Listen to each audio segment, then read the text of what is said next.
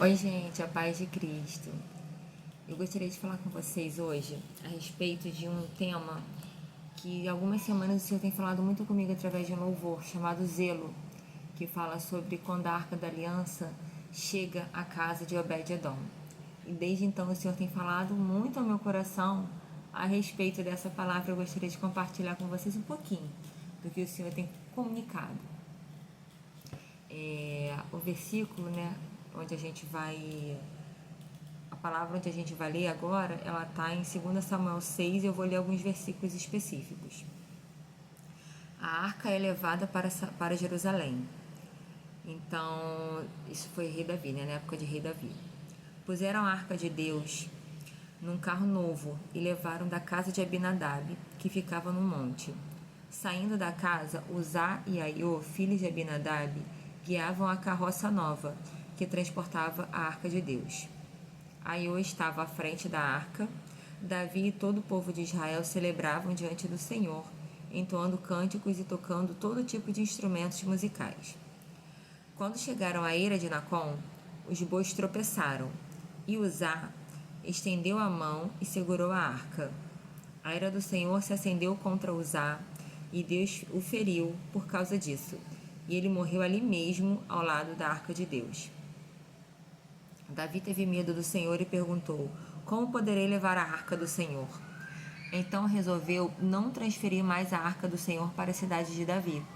Em vez disso, levou para a casa de Obed-Edom, na cidade de Gate. A arca do Senhor ficou na casa de Obed-Edom, em Gate, por 3 meses. E o Senhor abençoou Obed-Edom e toda a sua família. Disseram ao rei Davi: o Senhor tem abençoado a família de Obed-Edom e tudo que ele possui por causa da arca de Deus. Então Davi foi até lá e com grande festa levou a arca de Deus da casa de Obed-Edom para a cidade de Davi. Quando os homens que carregavam a arca do Senhor davam 6 passos, Davi sacrificava um boi e um novilho gordo. Davi usava um colete sacerdotal de linho e dançava diante do Senhor com todas as suas forças.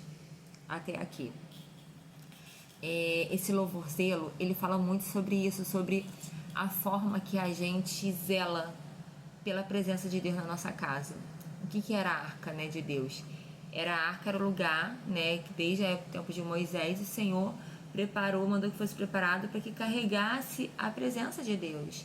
Então, onde a arca chegava, a presença de Deus ali estava naquele lugar. E essa arca tinha sido roubada pelos filisteus, e até que eles pegaram, devolveram, e ficou por uns 20 anos na casa de Abinadab. Só que Abinadab, né, os filhos dele, Uzá e Aiô, cresceram na presença da arca, com a arca na casa deles, porém eles não aprenderam a ter o temor, a reverência, porque a arca ela foi imposta que fosse colocado lá, foi imposto que fosse colocado lá, então eles não tiveram aquela reverência, né, que foi encontrado na casa de Obed-Edom. Então o Senhor tem falado tanto assim, poxa, hoje vocês são as arcas, hoje eu estou dentro de vocês, né? Vocês podem ter o privilégio de carregar a minha presença, mas em muitos lares, né, muitas vezes vocês, começando de mim, da minha casa, da minha família, muitas vezes vocês não estão tendo a reverência que vocês deveriam ter, né? Porque quantas vezes às vezes a gente diz: eu sou a arca de Deus, eu carrego a presença de Deus, a minha casa é uma casa de Deus, mas será que em tudo que a gente faz a gente está reverenciando ao Senhor? Né? Aqui Davi, isso aconteceu com Uzá não teve a intenção de ser mal, Uzá não quis ser abusado, porque só quem poderia carregar ali a arca da aliança, né, a arca de Deus, eram levitas, sacerdotes. A arca não poderia ser carregada num carro de bois, por mais que fosse novo, sabe? Tinha forma, Moisés deixou a forma que isso deveria ser feito. Ou seja, Deus nos dá instruções da forma que Ele quer que a gente conduza a nossa casa, que Ele quer que a gente conduza a nossa vida, mas com o tempo a gente vai dando jeitinho. Com o tempo a gente vai abrindo mão, vai negligenciando alguns cuidados que não era para negligenciar. Com o tempo a gente vai abrindo mão de algumas atitudes que a gente sabe que Deus quer que a gente mantenha, mas às vezes é mais trabalhoso. Às vezes é mais trabalhoso buscar ter um tempo de comunhão em família, então deixa um tempo mais a criança no celular. Ah, fica um tempo a mais, vai relaxar. Ah, não, eu tô muito cansado, eu vou relaxar. Deixa eu relaxar da forma que eu quero. Ou então deixa eu falar o que eu quero. Deixa eu assistir o que eu quero. Deixa eu pensar o que eu quero. Só que a vida não é assim. A gente está em tempos em que verdadeiramente a gente vê que Jesus está voltando de verdade.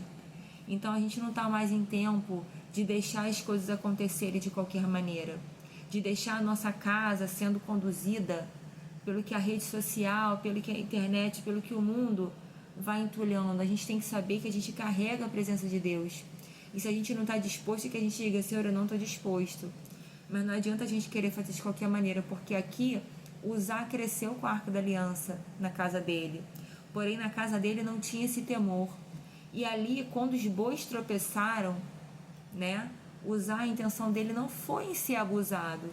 A intenção de Uzá foi segurar para que a arca não tombasse. Porém, era uma falta de temor tão grande ali, né? Falta de cuidado, que apesar de ter a instrução de como Deus queria que fosse carregado, como fosse transportada a arca, né, que tinha a forma certa, as varas eram no ombro, né, dos sacerdotes ou levitas, não eram em bois, não era um boi que tinha que, fica mais fácil, é menos pesado.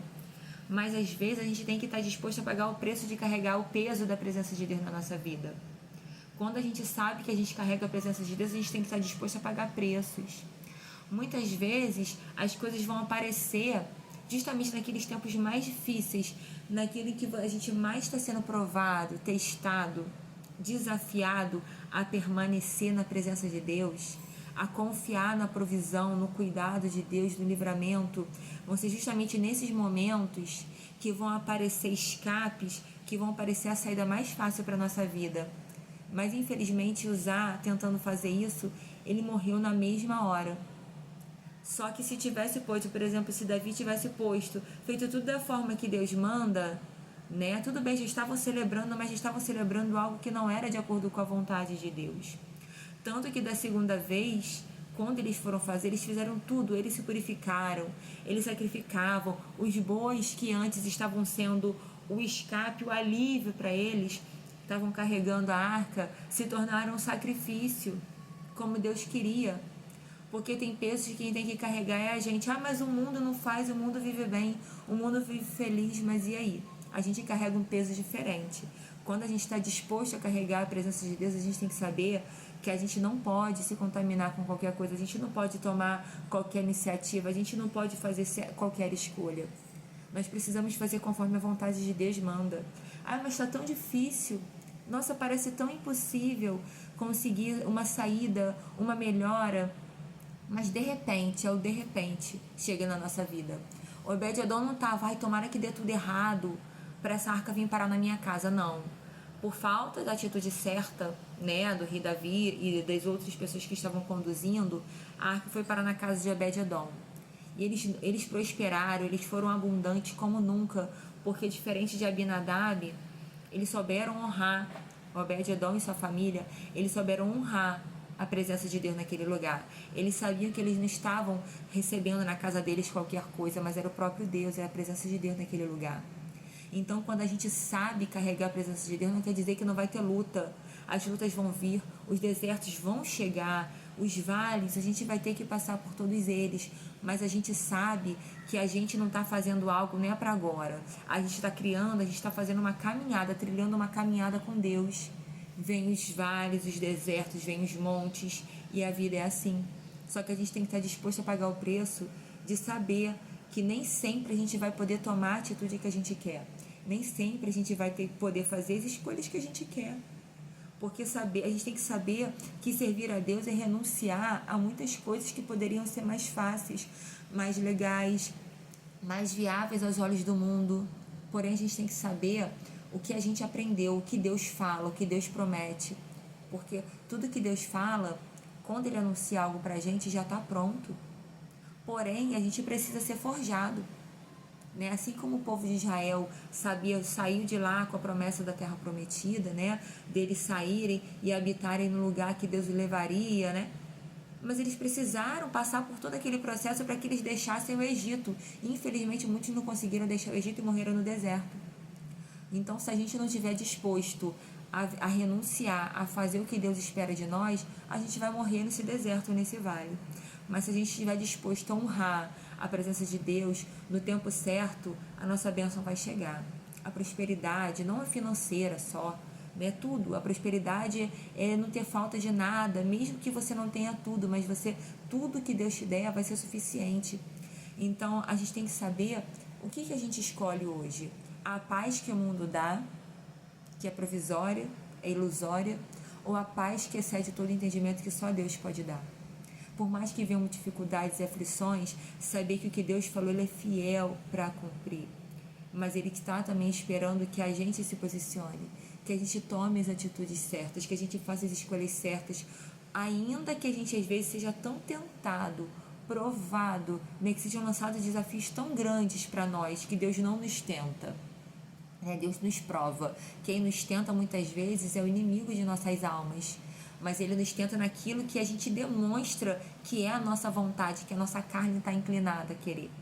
Então muitas vezes Deus nos prova para saber, vamos ver se se essa casa, se essa mulher, se esse homem, se esse jovem, né, se está disposto a renunciar à vontade da carne e me honrar e verdadeiramente receber a minha presença, honrar a minha presença naquela casa, naquela vida, naquele não dito na hora certa, naquele sim também dito na hora certa, naquela postura certa. Então eu espero que essa palavra fale muito ao seu coração, porque ela tem queimado muito no meu. Como nós podemos perguntar ao Senhor, como eu posso te honrar? O que eu estou fazendo, o que a minha casa está fazendo que tem desonrado tanto ao Senhor? O que eu preciso fazer para que o Senhor se sinta honrado, glorificado na minha vida e através da minha vida, da minha família? Que essa palavra ela vá direto ao seu coração, como uma flecha incendiada, que ela possa encontrar o alvo certo. Que os seus olhos possam estar fitos no Senhor e não nas circunstâncias, porque o Senhor é bom. Ele é um refúgio no tempo da nossa angústia. Só Ele, só o Senhor é bom. Só Ele pode dar a paz que excede todo entendimento, que o mundo não pode dar. Por mais que coisas pareçam nos trazer felicidade, a verdadeira alegria é um dom que vem do Senhor.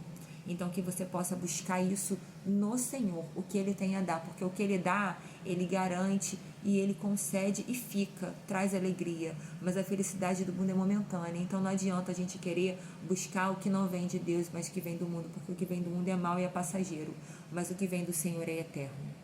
Que Deus abençoe você, a sua casa, a sua família, o seu final de ano, que assim como eu, nós possamos juntos buscar essa edificação, perguntar ao Senhor, como eu posso melhorar, o que eu preciso fazer para melhorar, e que 2026 seja um ano de paz, de alegria, do renovo do Senhor, não de mágica, porque não adianta que o Senhor não faz mágica, mas Ele permite que a gente viva a experiência do milagre quando a gente está disposto a passar pelo processo até chegar ao nosso milagre. Se essa palavra falar ao seu coração, eu peço que você curta, que compartilhe, que você se inscreva nesse canal. E você pode deixar o seu comentário, que eu vou ler com carinho. E eu respondo cada mensagem que vocês deixem aqui. Que Deus te abençoe, que você fique na paz do Senhor Jesus Cristo. Em nome de Jesus. Amém.